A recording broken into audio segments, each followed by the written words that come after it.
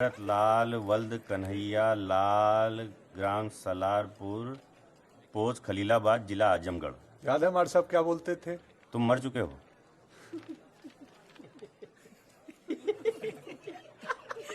ये तो नहीं बोलते थे मार साहब। अरे यहाँ कागज पे लिखा है तुम मर चुके हो। क्या नाम है चाचा आपका? भोला।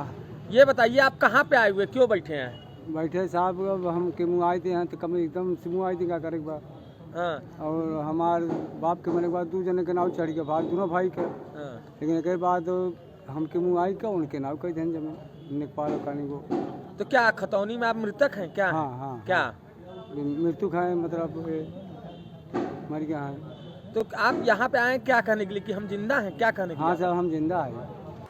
नमस्कार, आप देख रहे हैं अनुभवी आंखें न्यूज और मैं हूं आपके साथ संतोष गुप्ता। आप सोच रहे होंगे कि खबर आरंभ हुई नहीं कि फिल्म दिखा रहे हैं। यह फिल्म क्यों? सवाल आपका जायज है। हम फिल्म नहीं दिखा रहे हैं। फिल्म के माध्यम से हम आपको खबरों की जटिलता को समझा रहे हैं। हम दिखा रहे हैं भारत के गणतंत्र दिवस के कुछ समय पहले, कुछ दिन पहले कि हमारे देश की यह जो संवैधानिक व्यवस्था है उसमें कहां चूक है। आपको बता दें कि उत्तर प्रदेश के शहरों में एक ऐसी घटना घटी जो पूरे देश को झकझोर दिया, पूरे विश्व को झकझोर दिया। टाइम मैगजीन तक में इस खबर को प्राथमिकता दी गई थी। आपको हम बताएं कि लाल बिहारी की घटना आप भूले नहीं होंगे, और भूल गए हैं तो मैं एक बार फिर से इस फिल्म के माध्यम से आपको दिखाना चाह रहे हैं। पहले तहसीलदार को लिखे, वो बोला लेखपाल के पास जाओ। कानूनगो को लिखे, वो बोला लेखपाल से मिलो। डीएम को लिखे, गवर्नर, मंत्री, मुख्यमंत्री, सभी को लिखे। सभी एक ही बात बोले, लेखपाल के पास जाओ। अभी प्रधानमंत्री जी वो भी वही लिख दिए होंगे। मतलब ई ढेर मां एक और कागज।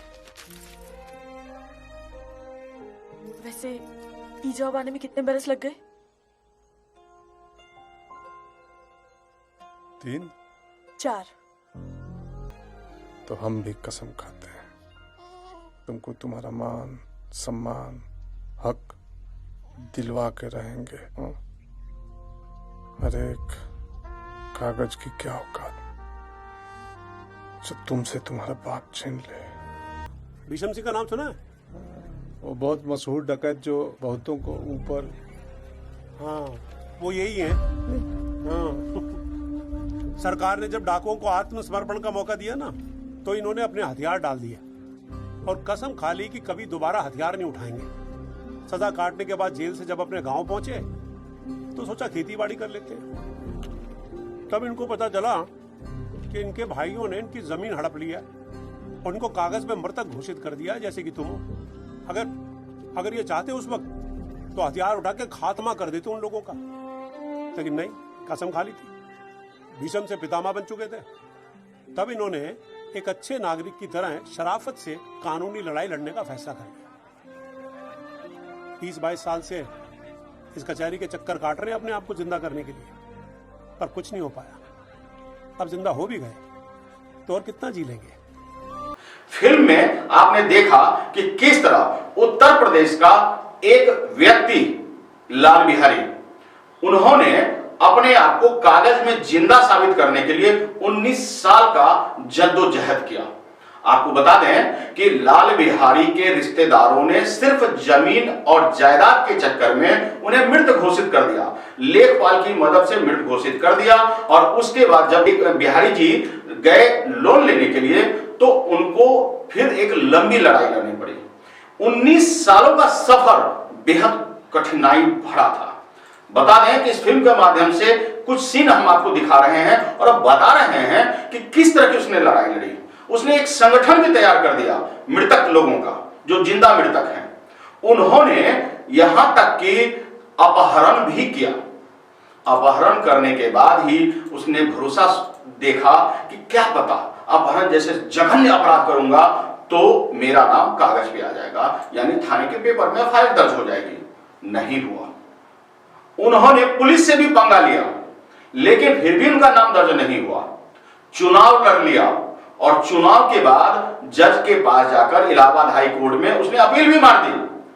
बावजूद इसके जज साहब को बेहद अपमानजनक शब्द कहने के बावजूद, सिर्फ कागज में नाम ना आ जाए, जज साहब ने भी उसे कंटेम्प्ट ऑफ कोर्ट नहीं माना और उन्हें बरी कर दिया। बेहद जद्दोजहद के बीच में एक वक्त ऐसा भी आया जब पत्नी साथ छोड़कर चली गई। परिवार में अगर पत्नी है तो जीवन की अर्धांगिनी है और सफर आसान होता है, लेकिन पत्नी भी साथ छोड़कर चली गई। वक्त आया जब पत्नी को एहसास हुआ कि मैंने पति के कठिन सफर पे साथ छोड़ा है, तो उन्होंने फिर एहसास दिलाया पति को। जब पति उनको लेने पहुंचे तो उन्होंने कहा कि नहीं, हम आपको छोड़कर आए, वो सबसे बुरा पल था, मैं आपके साथ हूं, आप अपनी लड़ाई लड़े।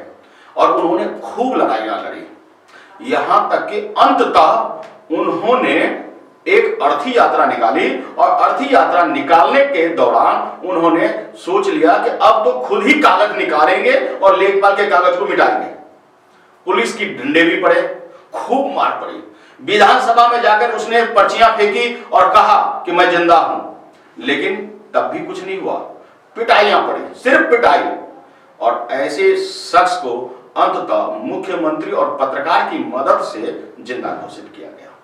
यह कहानी अभी मिटी नहीं है, यह कहानी अभी खत्म नहीं हुई है। यह कहानी एक बार फिर से एक शख्स के माध्यम से उसी उत्तर प्रदेश राज्य में फिर से आरंभ हो गई है।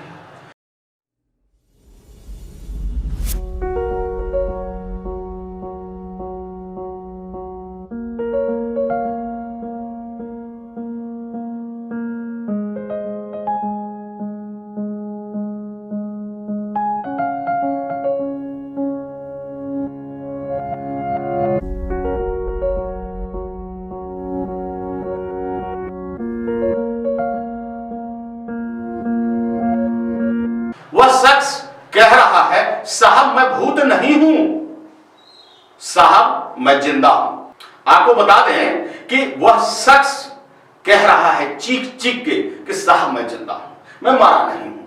वह शख्स चीख चीख कर कह रहा है कि मैं भूत नहीं हूं। जी हां, मैं जिंदा हूं, मैं भूत नहीं हूं, लेकिन कागज पे तो आप मृत घोषित हो। बस आप मर गए, जीवित रहते हुए आप मर गए।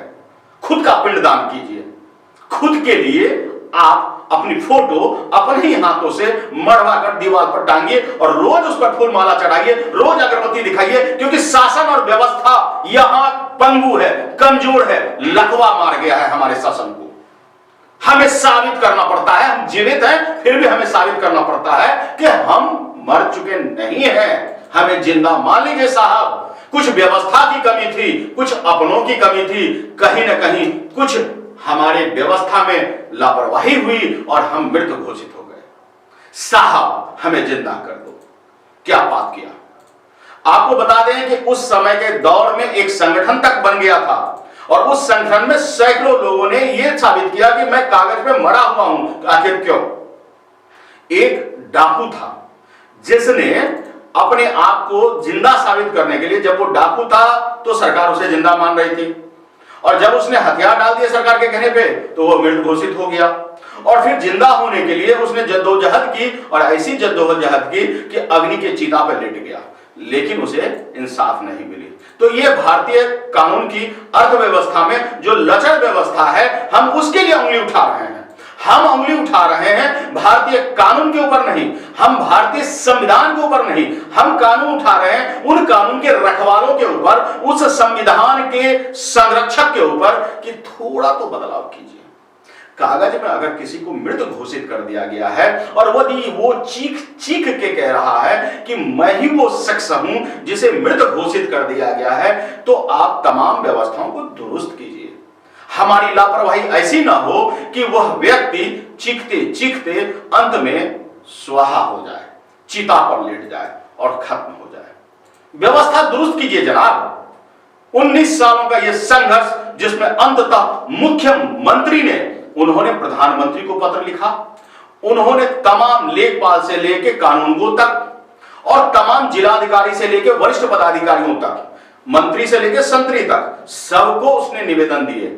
चिट्ठी के अंबार मिल गए कि आपके ऊपर कार्रवाई होगी, आपकी बात सुनी जाएगी, आप लेखपाल से जाके मिले, उसी लेखपाल से जिसने आपको मृत घोषित कर दिया। कहां से इंसाफ मिलेगा जनाब? नहीं मिल सकता ना, नहीं मिला।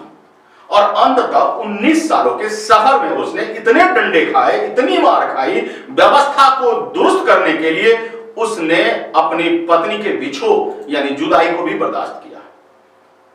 हर तरह की लड़ाई लड़ी, कानून के साथ भी खिलवाड़ किया, अपहरण कर लिया।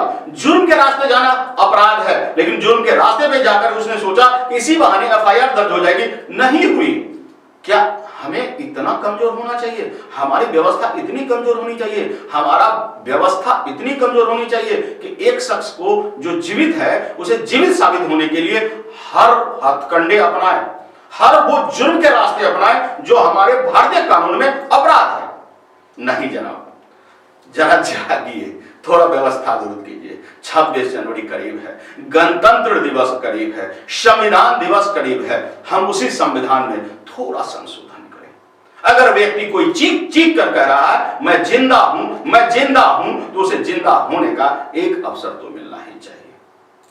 हमारी ये सवाल व्यवस्था से है, हमारा ये सवाल उन जनप्रतिनिधियों से है जो व्यवस्था के माध्यम से और हम सब के माध्यम से कुर्सी पर बैठते हैं चुनाव जीतकर। तो जरा सा इस पर ध्यान दीजिए। सवाल है और सवाल का जवाब आपको भी देना चाहिए। सवाल पूछती यह पत्रकारिता हम करते रहेंगे, अंतिम सांसों तक करते रहेंगे। हमारी ये आवाज आप तक पहुंचाने की कोशिश जारी रहेगी। अनुभवी आंखें न्यूज पत्रकारिता के हर मिसाल को पूरा करना चाहती है। सवाल हम पूछना चाहते हैं, जवाब दे न दे वो तो आपकी मर्जी है, लेकिन हम सवाल पूछेंगे। क्या हमारी व्यवस्था इतनी दुरुस्त नहीं हो सकती? क्या एक शख्स जो जीवित है उसे जीवित होने के लिए और कितनी अग्नि परीक्षा देनी होगी? तो जनाब इसी बहाने ही सही कुछ तो कीजिए, जीवित को जीवित रहने दीजिए, मृत मत घोषित कीजिए। और हां, आपको बता दें कि यह सनसनीखेज खबर हमारे सहयोगी उत्तर प्रदेश कोऑर्डिनेटर राम खिलाड़ी शर्मा ने दी, जिन्होंने बताया कि एक शख्स दर दर की ठोकरें खा रहा है और कह रहा है कि साहब मैं जिंदा हूं। अगर आपको हमारा ये चैनल पसंद आया हो तो निश्चित रूप से लाइक और सब्सक्राइब करें, क्योंकि हम पूछते हैं सवाल, चुभता है ये सवाल, लेकिन सवाल तो हम पूछेंगे। पत्रकारिता के हर मापदंड पर हम सवाल खड़े करेंगे, आपकी आवाज बनेंगे, क्योंकि हम कहते हैं कि अनुभवी आंखें न्यूज आपका चैनल, आपकी आवाज।